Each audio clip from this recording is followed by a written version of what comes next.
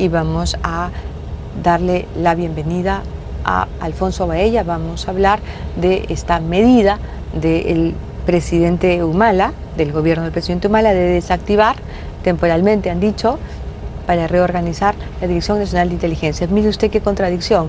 La Dirección Nacional de Inteligencia debía haber estado alertando sobre esta situación, sobre esta organización radical en la selva, ¿no es cierto?, fomentada por Pata Roja, por Gregorio Santos, por los ronderos más radicales. Y en este momento el gobierno sabría qué hacer. No habría muertos y no habría heridos, no debería haberlos. Debería haber funcionado la inteligencia. Pero la inteligencia estaba aquí ocupada en espiar, en seguir a los adversarios políticos. Así es que de todo eso pues vamos a tener que hablar inmediatamente. Alfonso. ¿Qué tal, Cecilia? ¿Cómo estás? Muy bien, gracias por la invitación. Recibirnos, al contrario. De pronto, y en cosa de 2 o 3 días, hemos visto cómo pues han ofrecido cabezas que nadie ha pedido. El gobierno ha entregado la cabeza de su asesor legal y de la DINI. Dos digamos, entidades muy vinculadas precisamente al presidente Ollanta-Humala. Yo creo que es parte de, digamos, lo que el presidente y el gobierno está sintiendo como presión de la opinión pública. También es una manera de poder mover sus fichas.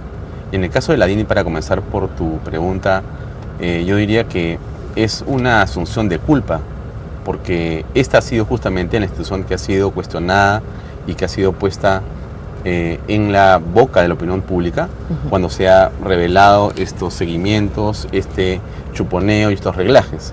Y las personas están pidiendo, evidentemente, saber qué es lo que ha ocurrido, qué fondos se están utilizando, quién los utiliza, quién la dirige y qué facciones son las que están en pugna dentro, según las palabras de la propia Premier Ana Jara. Es decir, aquí lo que estamos viendo es la patentización de que efectivamente existe una situación anómala dentro de una de las instituciones más importantes y estratégicas en el gobierno del país. No, pero le cobe al presidente, porque ahí estaban sus amigos, sus patas, ¿no? Los chicos de la promoción con los que ellos se juntaban. No llegaron a generales, él tampoco, pero eran sus patas. ¿Cómo entiendes eso? Pero hay un tema adicional que tiene que ver con la cantidad de recursos económicos con que ha sido revestida esta institución en los últimos meses. Lo que hemos sabido es que el presupuesto, y esto es público, no estamos revelando nada, está en los diarios, está en los periódicos, pero también está en el Ministerio de Economía, se ha duplicado el presupuesto. Creo que el año pasado, si no me equivoco, ha estado por el orden de los 70 o 80 millones o 120 millones de soles de presupuesto, pero que ha duplicado con respecto del 2013 y también con respecto del 2012. O sea, esto termina siendo algo imposible de comprender si es que no se asume realmente la responsabilidad de que la institución Dirección de Inteligencia Nacional ha sido dejada de lado por el gobierno, o alguien ha tomado la institución y ha sido utilizado estos fondos para fines que no sabemos cuáles son. Y que la primera dama en esta reunión tan escenográfica del día lunes señale, es el diálogo con una estructura de monólogo, ¿no? Porque Ana Jara dice unas palabras, después se va a la prensa, cada uno dice 5 minutos de lo que le toca de tiempo, al final sale el presidente, hace un resumen, no sabemos de qué. No, pero lo interesante es apreciar cómo ellos entienden el diálogo, porque ellos hablan en público, pero cuando la oposición les tiene que decir lo que piensa, les bajan, les apagan el volumen. ¿No es cierto? Se va a la prensa, se acaba la transmisión en vivo desde el canal del Estado, Canal 7, y por supuesto no hay forma de que alguien que está escuchando radio, que está siguiendo el diálogo por la radio, escuche más. Lo que es absolutamente antidemocrático, ¿no? Y te hace acordar realmente a una escena del gobierno de Maduro, ¿no? Una escena chavista, ¿no? De Chávez, porque esto de que yo puedo hablar, pero tú no puedes ser escuchado por las otras personas, no es democrático, ¿no? Y lo que decían como razón o justificación era que había temor de que ciertos de los representantes que estaban presentes pudieran decir o pudieran criticar al gobierno o pudieran pedir de manera airada la salida de tal o cual ministro. Y para evitar ese tipo de situaciones se dijo, no, mejor lo que hacemos es cerramos la transmisión y después la tomamos al final. al final de cuentas lo que tú visualizas es un montaje, ¿no? Es una escenografía. En realidad no da la impresión de que hubiera una voluntad de diálogo verdadera. Lo que parece ser es que esto era básicamente tratar de salir del estado de coma, tratar de salir de una situación en la que estaba el gobierno acorralado para ganar unos minutos, ganar unos días y en realidad ganar unos titulares. ¿A qué estado han pasado? Porque parece una broma esto de que la única propuesta que el gobierno acepta y retoma es la que propone el Partido Nacionalista. Claro. Entonces, en verdad, da risa, porque, claro, y resulta que la iniciativa del Partido Nacionalista es reorganizar la DINI.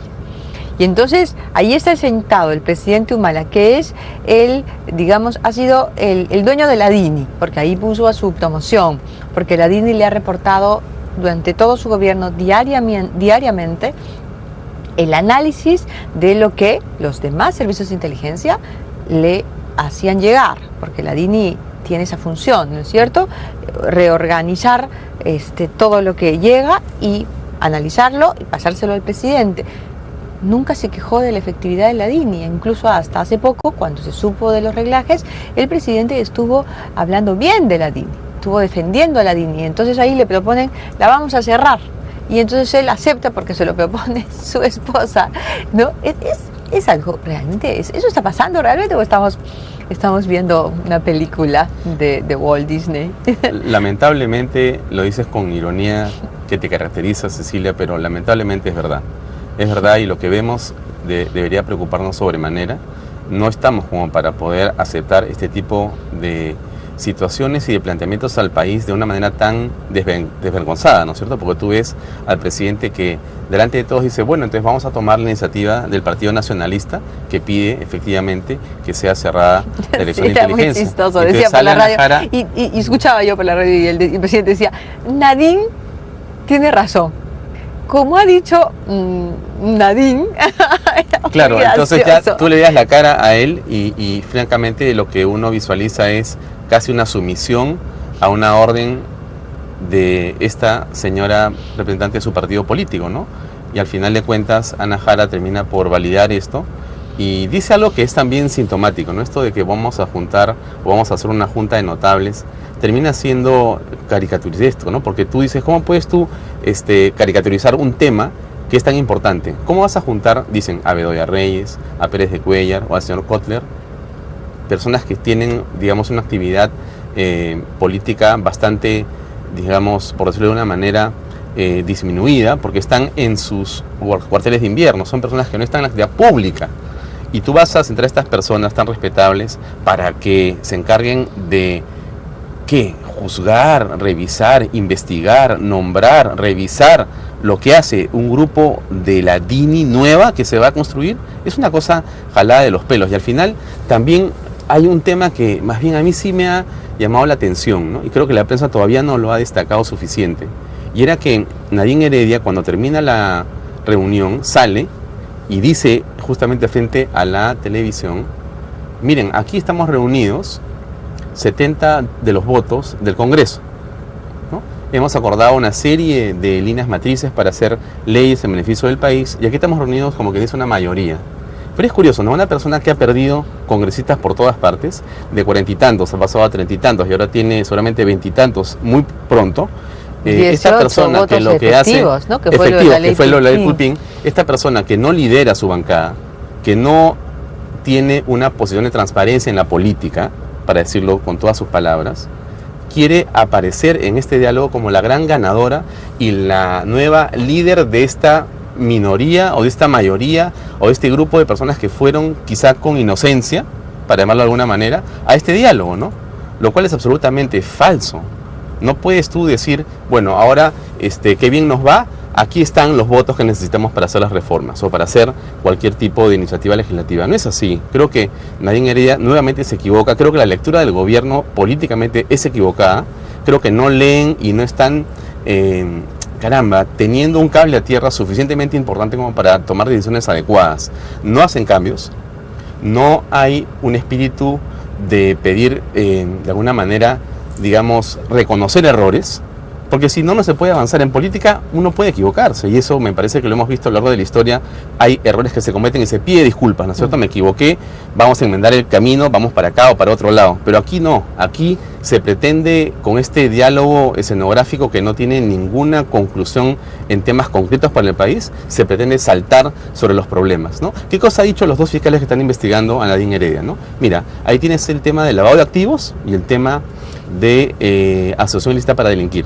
Han dicho ellos en la prensa que sienten que están presionados por la DINI. O sea, los fiscales que están investigando el tema, bueno, esa Nadini está siendo presionada, están presionándolos a ellos, y justamente en ese momento en que ocurre todo esto, la gran idea del Partido Nacionalista, expresada por su lideresa, es: vamos a cerrarla. Claro, pero es un poco absurdo, ¿no? Cuando sabemos que en efecto lo que van a cerrar es la oficina que canaliza, pero la mano de obra permanentemente la ha puesto la DIRIN y la DIGIMI. ¿No es cierto? Son dos unidades, entidades de inteligencia. Cuyas cabezas son policías, pues. Y está también ahí ministerialmente Urresti. y Cateriano. Y Cateriano. Cateriano en relación a la DINI, porque hay militares, pero Urresti en dirección a la DIGIMI y a la DIRIN. Ahora, la DIGIMI y la DIRIN son la mano de obra, son los operativos. La DINI no tiene personal operativo. Y la ley que ha dado el presidente Humala ha sido dada para convertir a los servicios de inteligencia de la policía en el brazo operativo de la DINI.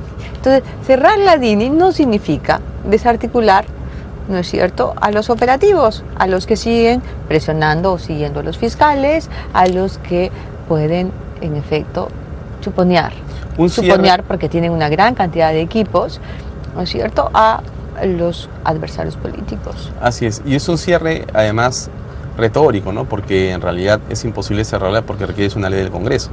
Una ley en un Congreso donde ellos no tienen y han perdido cualquier tipo de espacio para maniobrar políticamente, ¿no? El gobierno se ha aislado y este diálogo creo que lo ha aislado más. Porque al final de cuentas lo que tú estás mirando aquí es que nada, es una foto, es una finta y no ha pasado nada. El problema de la corrupción en que el gobierno está inmersa continúa presente.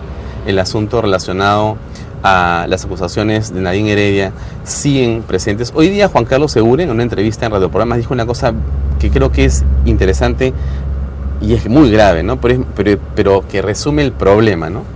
Él decía: lo que ocurre es que los amigos de la pareja presidencial, todos se han visto beneficiados económicamente durante este gobierno. Y eso es algo grave. La suegra del presidente. Entonces, y el novio de la suegra del presidente. No, tú comienzas a unir y hacemos, si los televidentes de tu programa, que son muchos y que son moscas, hacen un pequeño planito y ponen a la pareja en el centro y comienzan a ver a todos los amigos de la pareja presidencial y de los empleados de la pareja presidencial, y comenzamos a mirar la SUNARP, qué ha pasado con las fichas en registros públicos de propiedades nuevas o de negocios nuevos, seguramente va a salir ahí una cosa preocupante, o en todo caso que llama a la suspicacia, ¿no? Porque creo que no se trata de eso, ¿no? Yo creo que una persona, caramba, como el presidente de la República, como Ollanta Humala, yo creo que, bueno, es la impresión que tengo, quizá yo sea demasiado inocente, ¿no? No llegas al gobierno para hacer dinero. Él no tenía que, o sea, él creo que tenía que llegar al gobierno para hacer un cambio en el país, ¿no? Y al final de cuentas, eso era interesante, ¿no es cierto? Porque al final de cuentas, mira, no importa si votaste o no votaste por él, pero él tenía una oportunidad muy interesante. Tenía una muy buena oportunidad. El tema de la inclusión como concepto y piedra fundamental de su campaña era un asunto que había que rescatar los peruanos. Pero ese rescate se perdió, se diluyó, se difuminó, digamos, con su ejecutoria política, ¿no? Se perdió la oportunidad de que Humala pudiera hacer algo realmente interesante. No lo hizo, ha perdido tiempo, es una pena. Vamos a seguir analizando cómo va el gobierno. Nos queda todavía algo así como año y medio, un poquito menos, felizmente, y por supuesto te agradezco mucho que nos hayas recibido. Gracias, Cecilia. Alfonso, muchas gracias. Vamos a la pausa, regresamos inmediatamente, tenemos mucho más. Este es un programa de análisis político, la cosa política para variar esta movida en el país. Volvemos.